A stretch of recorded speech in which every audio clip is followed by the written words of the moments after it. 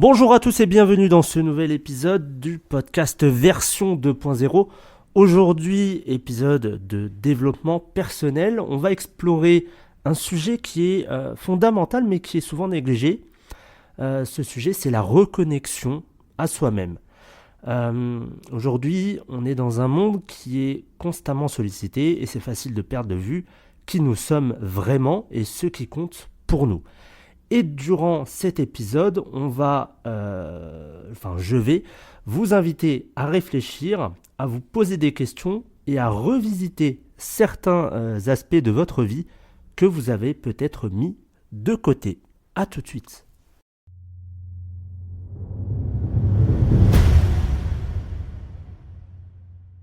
On va commencer par ce bruit ambiant qui nous entoure.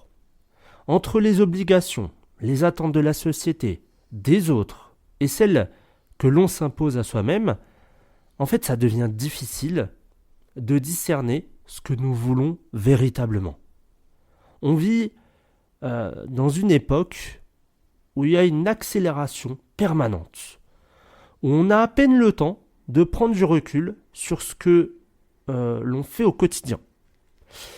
Et je vous invite à réfléchir à un point. Quand est-ce que vous avez pris un moment récemment pour vraiment vous demander pourquoi vous faites ce que vous faites? À qui ou à quoi vos actions, votre emploi du temps et même vos pensées rendent-elles hommage? Et parfois, sans nous en rendre compte, on vit selon des schémas, des routines ou alors des fausses obligations qui nous ont été inculquées ou que nous avons intériorisées sans vraiment y adhérer. Alors, premier exercice.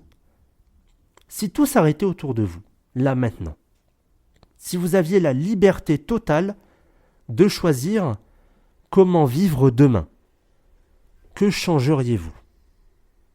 Prenez une minute pour réfléchir à cela, même intérieurement, mais prenez une minute ou plus.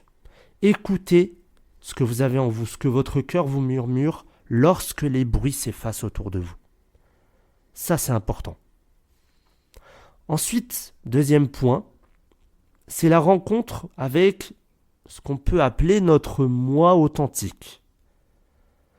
Si vous vous rencontriez aujourd'hui pour la première fois, que ressentiriez-vous? Quelle impression votre propre personnalité vous ferait-elle?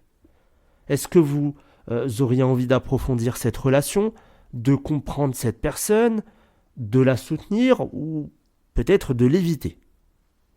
Et parfois la vérité, c'est que on s'éloigne de nous-mêmes et on finit par ne plus nous connaître. On finit par ne plus se connaître.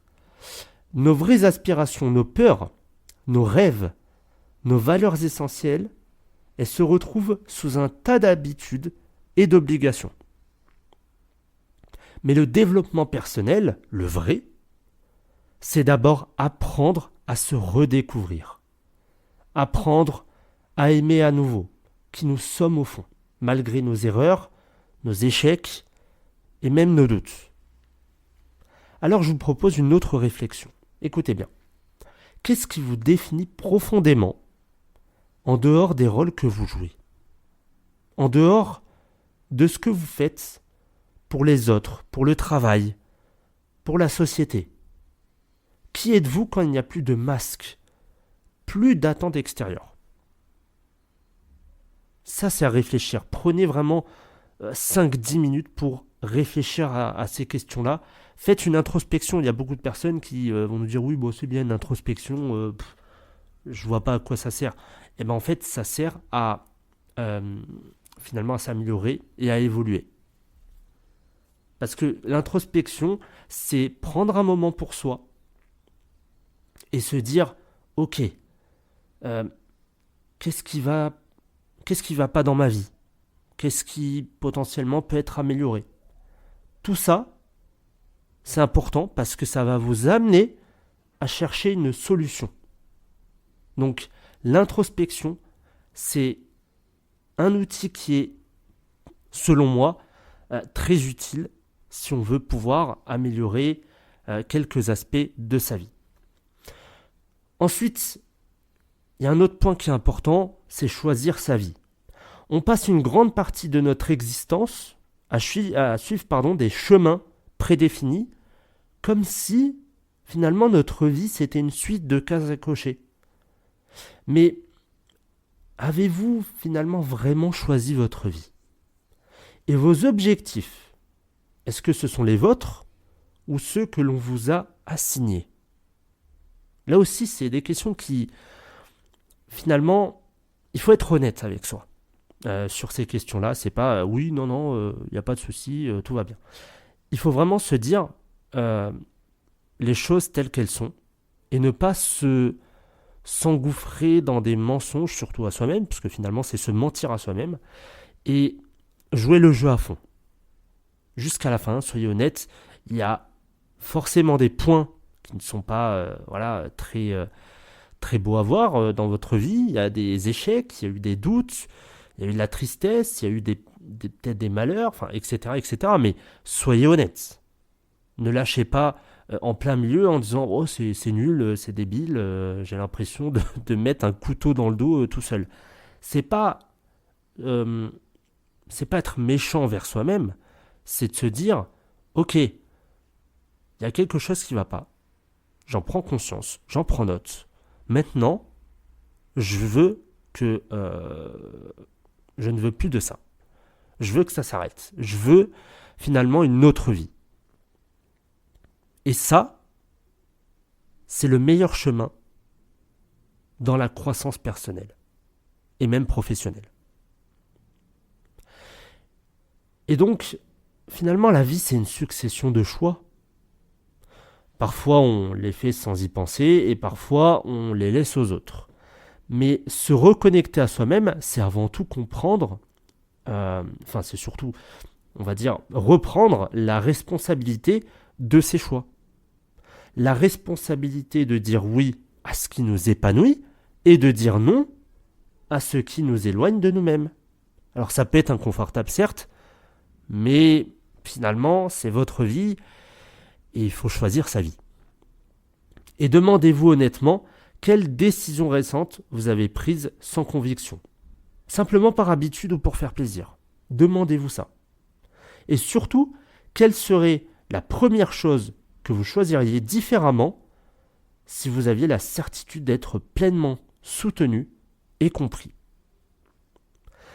Il y a aussi un autre point, c'est le moment présent. Alors vous connaissez sûrement le livre Le pouvoir du moment présent, mais dans la quête de soi, en fait, c'est facile de se perdre dans le passé ou alors de s'inquiéter pour l'avenir.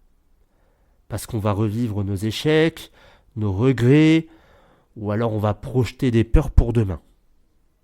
Pourtant, la seule chose sur laquelle vous avez un véritable pouvoir, c'est le présent. Parce que finalement, il n'y a que ça qui existe. Le passé est passé, le futur n'est pas passé, et peut-être qu'il n'arrivera jamais. Donc finalement, même à cet instant-là, on est encore dans le présent. À chaque fois que vous parlez, vous êtes dans le présent. Il n'y a pas de passé, il n'y a pas de futur. Ce que j'ai dit il y a 10 minutes, c'est passé. Revenir à soi, c'est avant tout habiter chaque instant de votre vie, pleinement et sans jugement.